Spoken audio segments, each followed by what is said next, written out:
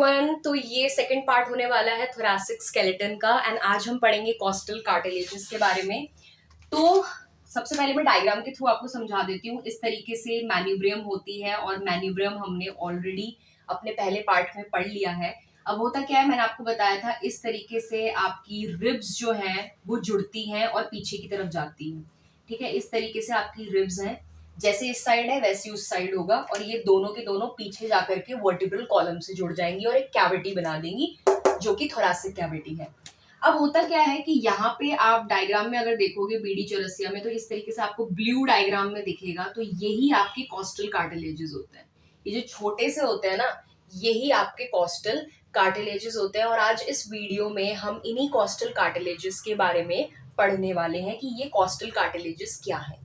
तो सबसे पहले अगर मैं इसके डेफिनेशन की बात करूं, तो ये जो रिब है, ठीक है, रिब जो है वो एक बोन है, यानी कि वो ऑसिफाइड है।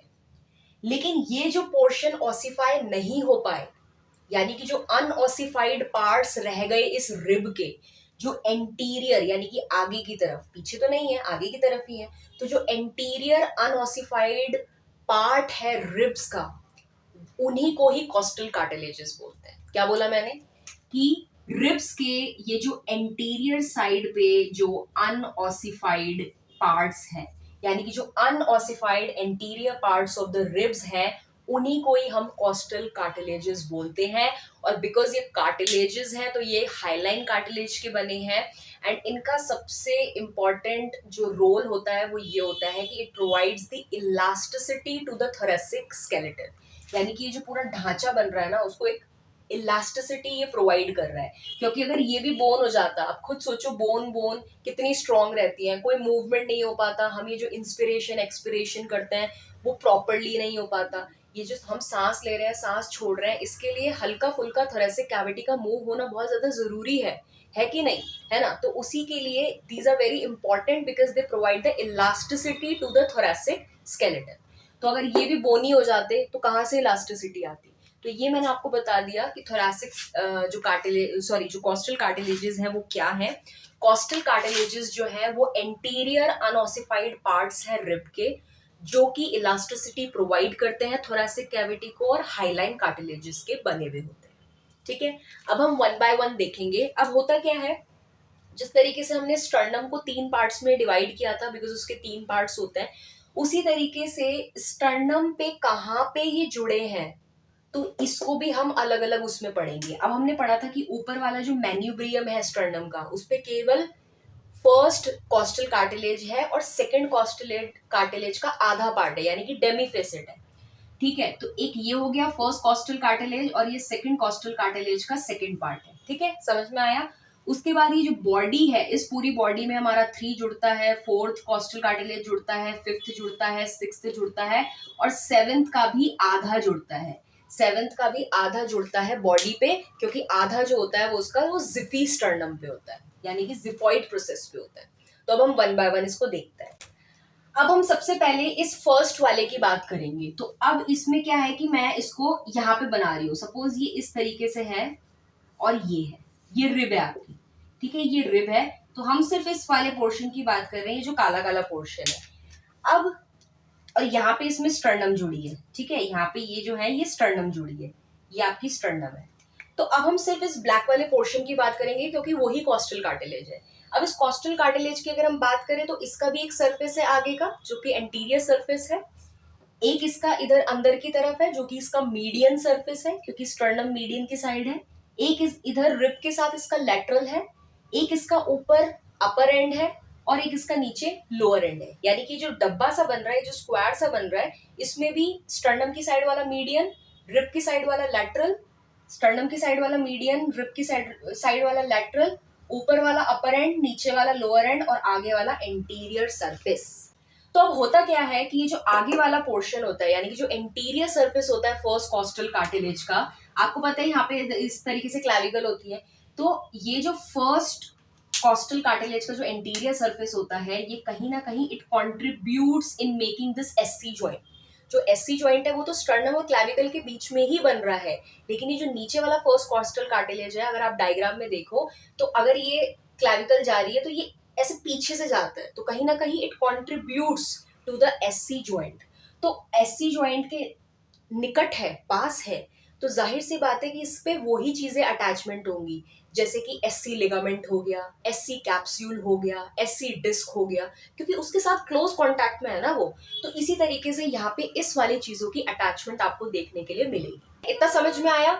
और बाकी अगर हम इन वाले पोर्शन की बात करें, ठीक है, आगे के सरफेस पे, तो हमने पीछे डायग्राम में देखा था पिछली वाली वीडियोस में कि इस तरीके से यहाँ पे पूरा दोनों साइड पे पेक्टोरलिस मेजर मसल का ओरिजिन होता है। यानी कि अगर हम ऊपर वाले फर्स्ट कॉस्टल कार्टिलेज की बात करें तो वो तो कहीं ना कहीं SC ज्वाइंट से क्लोज उसमें है, तो वहां पे SC ligament, SC joint capsule, SC disc वगैरह आपको देखने के लिए मिलेगा। लेकिन ये जो सेकंड से लेकर के 6th या 7th तक है, ये सारे के सारे किसको देंगे ओरिजिन? पेक्टोरलिस मेजर को। और बाकी का जो नीचे का पोर्शन बचता है आगे का, वो देगा ट्रांसवर्स एब्डोमिनस को, एंटीरियर एब्डोमिनस मसल्स को, इन सबको। ठीक है, हमारी जो रेक्टस एब्डोमिनस मसल्स होती है, वो सारी मसल्स को हमने ऑलरेडी ये फर्स्ट में पढ़ लिया है। तो अब इसी तरीके से अगर हम इस कॉस्टल कार्टिलेज को पीछे की तरफ कर दें, अगर हम इस कॉस्टल कार्टिलेज को पीछे की तरफ कर दें, और अगर हम पीछे से देखें, स्टर्नम को भी पोस्टीरियर से देख रहे हैं हम, और कॉस्टल कार्टिलेज को भी पोस्टीरियर से देख रहे हैं, तो अगर हम सिर्फ ऊपर की बात करें, मैन्यूब्रियम वाले कॉस्टल कार्टिलेज यानी कि फर्स्ट कॉस्टल कार्टिलेज की, तो वहां पे आपको मसल मिलेगी स्टर्नोथायरॉइड मसल। उसके बाद अगर आप नीचे वाले पोर्शन में आएंगे तो आपको मिलेगी स्टर्नोकोस्टालिस मसल। और अगर आप और नीचे वाले कॉस्टल कार्टिलेज में देखेंगे तो डायफ्राम, ट्रांसवर्स एब्डोमिनस वगैरह, ये सब आपको देखने के लिए मिलेगा। तो आगे की तरफ क्या है, मैन्यूब्रियम में अलग बताना, बाकी में अलग बताना, जिपी स्टर्नम में अलग बताना, क्योंकि हमने स्टर्नम में भी अलग अलग बताया था। स्टर्नम वाली ही है। अब ऐसे तो है नहीं, अब ये इतना पास है स्टर्नम और कॉस्टल कार्टिलेजेस, तो ऐसे तो है नहीं कि जो स्टर्नम से निकल रही है मसल्स वो कॉस्टल कार्टिलेजेस पे बिल्कुल भी नहीं जाएंगी, बहुत क्लोज है ना।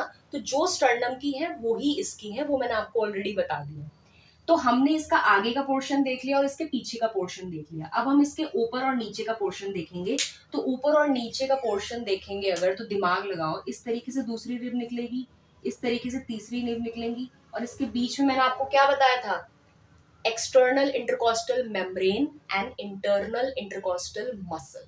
तो इनके बीच में आपको ये दो अटैचमेंट्स मिलेंगी, ऊपर नीचे दोनों। अब इसी का ही हम देखेंगे मीडियन पोर्शन। ठीक है, अब इसका अगर हम ये मीडियन वाला पोर्शन देखेंगे स्टर्नम के साथ, तो अब इसको भी अलग अलग बताना है। तो अगर हम मैन्यूब्रियम वाले के साथ देखें, यानी कि हमारा जो फर्स्ट कॉस्टल कार्टिलेज है, ये जो फर्स्ट कॉस्टल कार्टिलेज है जो मैन्यूब्रियम के साथ जो फेसेट्स पे जुड़ रहा है, वहां पे वो बनाएगा प्राइमरी कार्टिलेजिनस जॉइंट। क्या बनाएगा? Primary cartilaginous joint. लेकिन जो 2 से लेकर के बिल्कुल लास्ट के होंगे वो हमारे बनाएंगे साइनोवियल जॉइंट। तो 1 वाले ने बनाया प्राइमरी कार्टिलेजिनस जॉइंट, सेकंड से लेकर के 7th तक बना हमारा साइनोवियल जॉइंट। अब 8th, 9th, 10th, 8th, 9th, 10th जो होता है वो स्टर्नम पे नहीं जुड़ते, वो क्या होता है, पीछे से आकर के इसी कॉस्टल कार्टिलेजेस पे जुड़ने लग जाते हैं। ये पीछे से आएंगे और ये जो ऊपर वाली कॉस्टल कार्टिलेज है उसके साथ जुड़ेंगे। और जो 11th और 12th है वो तो किसी के साथ जुड़ते ही नहीं है, they are pointed, they are free, they have a free end. 11, 12 जो है वो फ्री है, दे आर पॉइंटेड। तो इतना आपको समझ में आ गया होगा।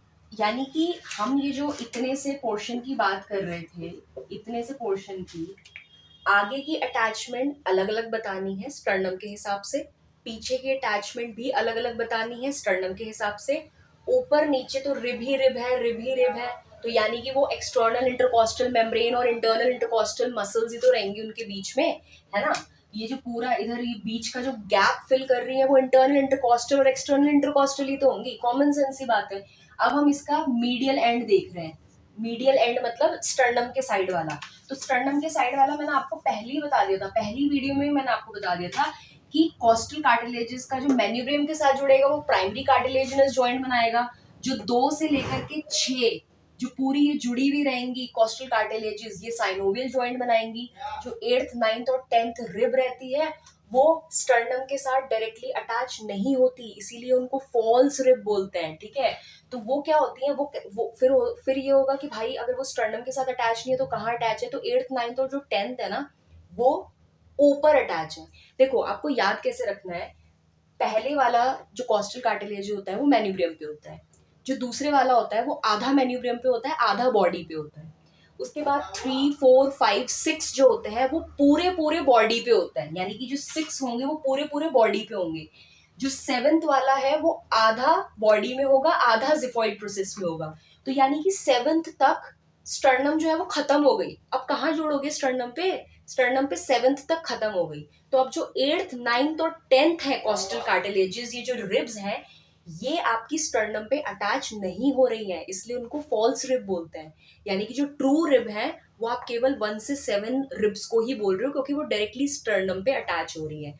तो 8th 9th और 10th जो है वो स्टर्नम पे अटैच नहीं हो रही है, वो फॉल्स रिब है। वो कहाँ अटैच हो रही है, ऊपर वाले कॉस्टल कार्टिलेज पे, यानी कि इस तरीके से पीछे से आएंगी और ऐसे ऊपर जुड़ जाएंगी। ये जो कॉस्टल कार्टिलेज है इस पे जुड़ जाएंगी। 8th अगर मैं बनाऊं तो ये 8th, ये 9th, ये 10th और ये पीछे जाके जुड़ जाएंगी, ठीक है। 8th 9th 10th और जो 11 और 12 है वो तो किसी से भी नहीं जुड़ रही है, वो तो फ्लोटिंग है। They are known as the floating ribs. वो सिर्फ पीछे वर्टिब्रा से जुड़ी है, जिनको इसीलिए हम उनको वर्टिब्रल रिब्स भी बोलते हैं। वो किसी से जुड़ी नहीं है इसलिए हम उनको फ्लोटिंग रिब्स भी बोलते हैं, ठीक है ना। अभी हम रिब्स में पढ़ेंगे ये, ठीक है। तो इस तरीके से ये पूरा सिनेरियो मैंने आपको बताया। So with this costal cartilage हो गया है खत्म। नेक्स्ट वीडियो मैं लेकर के आऊंगी about the ribs, so stay tuned.